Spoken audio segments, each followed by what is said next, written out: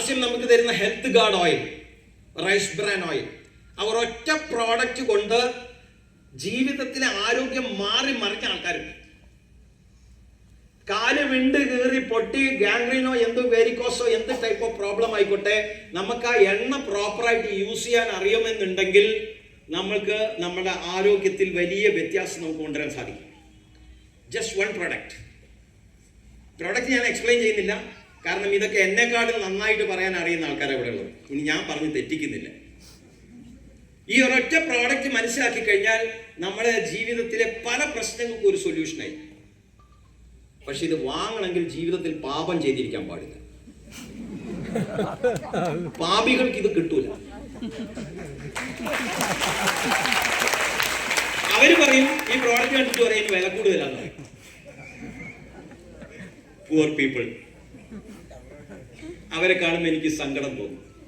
കഷ്ടം, ഗംഗയിലിട്ടും പോയി മുങ്ങി കുളിച്ച് വരേണ്ടി വരും. ഈ ഒരൊറ്റ പ്രൊഡക്റ്റ് ഇത് മനസ്സിലാകാതെ പോയി കാലൊക്കെ കീറി മുറിച്ച് കാലങ്ങളോളം അതിനു വേണ്ട ഇഞ്ചക്ഷൻസും മരുന്നും കഴിച്ച് നരകിക്കുന്നവരുണ്ട്. ഈ ഒരൊറ്റ പ്രോഡക്റ്റ് മനസ്സിലായാൽ മതി. അതെങ്ങനെ അപ്ലൈ ചെയ്യണം എന്നൊക്കെ നിങ്ങൾ സീനിയേഴ്സിനോടൊന്ന് ജസ്റ്റ് കോണ്ടാക്ട് ചെയ്യുന്ന അവർ പറഞ്ഞുതരും.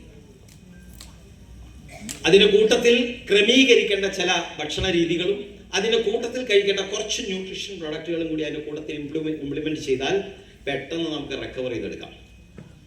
ആരോഗ്യം, ഹെൽത്ത്.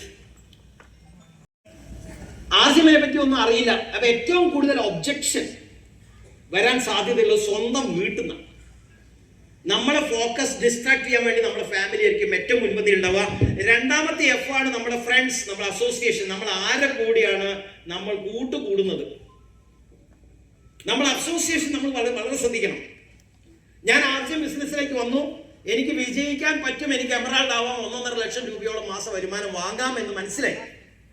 അതിന് അവസരം ആർസിഎമ്മിലുണ്ട്.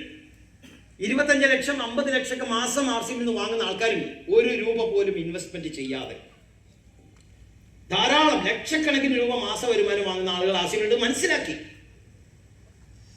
പക്ഷെ നിങ്ങളത് മനസ്സിലാക്കി വീണ്ടും തിരിച്ച് ചെല്ലാൻ പോകുന്ന അതേ പഴയ സുഹൃത്തുക്കളുടെ ഇടയിലോട്ടാണ്. ഹലോ, ഈ സുഹൃത്തുക്കളൊക്കെ എങ്ങനെ ജീവിക്കണം എന്നുള്ളത് കഷ്ടപ്പെട്ട് ജീവിച്ചുകൊണ്ടിരിക്കുന്ന ആൾക്കാർ, അല്ലെങ്കിൽ മിതമായ ചില 10,000 10,000 20,000 50,000 ഒക്കെ മാസം ശമ്പളമൊക്കെ വാങ്ങി എവിടെയെങ്കിലും ഒക്കെ ജോലി ചെയ്യുന്ന ആൾക്കാരൊക്കെ ആയിരിക്കും. അവരുടെ ഇടയിൽ നിന്നായിരിക്കും ചിലപ്പോൾ നിങ്ങൾ ഇവിടെ വന്ന് ഈ കാര്യങ്ങൾ കേൾക്കുന്നത്, പഠിക്കുന്നത്. നിങ്ങൾ ഇവിടുന്ന് ഒരു തീരുമാനം എടുത്തിട്ട് വീണ്ടും അവരുടെ ഇടയിലോട്ട് ചെന്നാൽ അവര് പറയും, മോനെ ഇമ്മാരി പങ്കൊന്നും എടുത്ത് തലയിൽ വെക്കണ്ട. അവിടെ ഒരു കമ്പനി അടച്ചുപോയി, ഇവിടെ ഒരു കമ്പനി അടച്ചുപോയി, മേലാൽ ഇതിലൊന്നും പോയി കുടുങ്ങല്ലേ. അപ്പൊ ഈ കേട്ട ആൾ, ഇയാള് മുഴുവനായിട്ട് മനസ്സിലാക്കാത്ത ആളാണല്ലോ, ഇനി കുടുങ്ങണ്ട, കുടുങ്ങി ഇനി ഞാൻ ബുദ്ധിയില്ലാത്ത ആളാണെന്ന് ചിന്തിച്ചു പോയാലോ എന്ന് വിചാരിച്ച് അയാൾ ആർസിഎമ്മിൽ നിന്ന് ഡിസ്ട്രാക്ട് ചെയ്ത് പോയി. നമ്മളെ ഡിസ്ട്രാക്ഷനിൽ നമുക്ക് ഏറ്റവും വലിയ പങ്കാണ് നമ്മളുടെ അസോസിയേഷൻ. നമ്മൾ ആരെ കൂടിയാണ് കൂട്ടുകൂടുന്നത്. ചിലപ്പോൾ നമ്മളൊരു തീരുമാനം എടുത്ത് നമ്മൾ ജീവിത വിജയത്തിന് വേണ്ടി ഫോക്കസ്ഡ് ആയിട്ട് ഇറങ്ങുന്ന സമയത്ത് നമ്മളുടെ പല ഫ്രണ്ട്സിനെ നമുക്ക് ഒഴിവാക്കേണ്ടി വരും. ഹലോ, പലരെയും ഒഴിവാക്കേണ്ടി വരും. ഒഴിവാക്കിയിട്ടില്ലെങ്കിൽ ആ കുഴിയിൽ കിടക്കുന്ന ഫ്രണ്ട്സ്, മോനെ നീയും കൂടി ഇങ്ങോട്ട് ഇരുന്നോളാൻ പറയും. അതുകൊണ്ട് പലരെയും നമുക്ക് നമ്മളുടെ ജീവിത യാത്രയിൽ, ആർസിഎമ്മിലുള്ള യാത്രയിൽ പലരെയും നമുക്ക് ഒഴിവാക്കേണ്ടി വരും. ഇനി നിങ്ങളുടെ ലക്ഷ്യം സ്ട്രോങ് ആണെങ്കിൽ പലരും നിങ്ങളെ വിട്ടു പോകും. അയാൾ ശരിയില്ല എന്ന് പറയും. നിങ്ങൾ ശരിയില്ലാത്ത ആളല്ല, നിങ്ങളൊരു ലക്ഷ്യത്തിലേക്ക് പോകുന്ന സമയത്ത് അവർക്കത് ഡൈജസ്റ്റ് ആവാത്തതുകൊണ്ട് വിട്ടുപോയതാണ്. പല സമയത്തും പലർക്കും ഒരു ബുദ്ധിമുട്ടാണ്. ഇപ്പൊ എന്താണെന്നറിയില്ല സാർ, എന്നെ കുടുംബത്തിലേക്കൊന്നും ക്ഷണിക്കുന്നില്ല. കാരണം നിങ്ങൾ ചെന്ന് കഴിഞ്ഞാൽ ആർസിഎം പറയാൻ തുടങ്ങും. ആ ചങ്ങായിനെ വിളിക്കണ്ട, അയാളെ വിളിച്ച വെറും ആർസിഎം മാത്രമേ പറയുള്ളൂ. അയാൾ ബുദ്ധിക്ക് കയറാറൊന്നും തോന്നുന്നു, മൂപ്പരെ വിളിക്കണ്ട. അത് നിങ്ങളുടെ പ്രശ്നമല്ല, അത് അവരുടെ പ്രശ്നമാണ്. നമുക്ക് വേണ്ടി, ആർസിഎമ്മിന് വേണ്ടി, ആർസിഎമ്മിലേക്ക് വരാൻ വേണ്ടി കാത്തിരിക്കുന്ന ആയിരക്കണക്കിന് ആളുകളുണ്ട്. ഞാൻ റൂബി എന്ന് പറയുന്ന പൊസിഷനിൽ വന്നിട്ടുണ്ടെങ്കിൽ എൻ്റെ കുടുംബക്കാർ ജോയിൻ ചെയ്തുകൊണ്ടല്ല, എൻ്റെ സുഹൃത്തുക്കൾ ജോയിൻ ചെയ്തുകൊണ്ടല്ല, എനിക്ക് അറിയാത്ത ആൾക്കാരാണ് എന്നെ റൂബിയാക്കിയത്.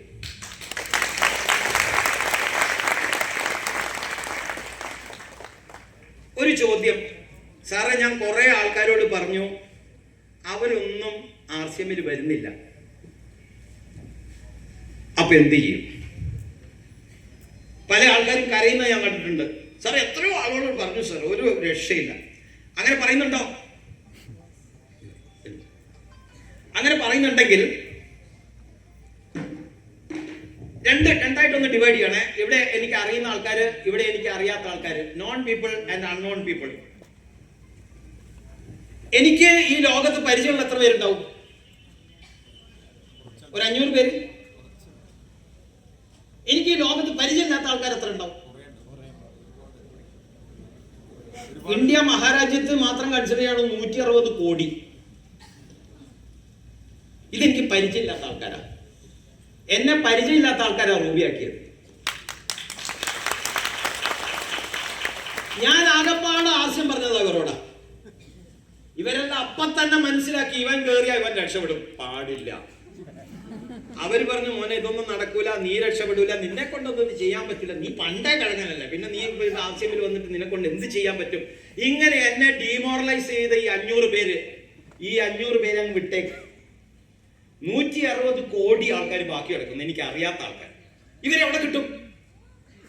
ഇവരെവിടെ കിട്ടും? എനിക്ക് അറിയാത്ത ആൾക്കാർ എവിടെയാണത്? എങ്ങോട്ടറിഞ്ഞാലും എന്നെ പരിചയമില്ലാത്ത ആൾക്കാർ.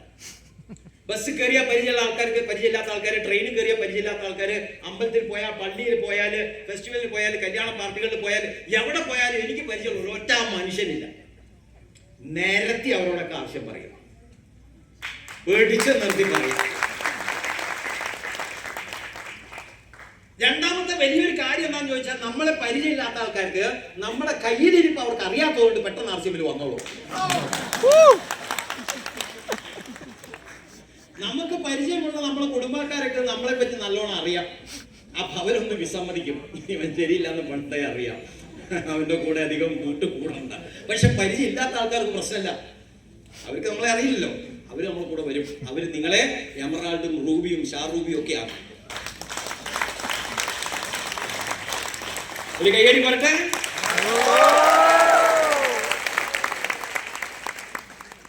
അങ്ങനെ ഒരു 5ഓളം Fകളുണ്ട്. ബാക്കി 3 അടുത്ത പ്രോഗ്രാമിൽ പറയാം. ഫോക്കസ്. രണ്ടാമത്തതാണ് ആക്ഷൻ.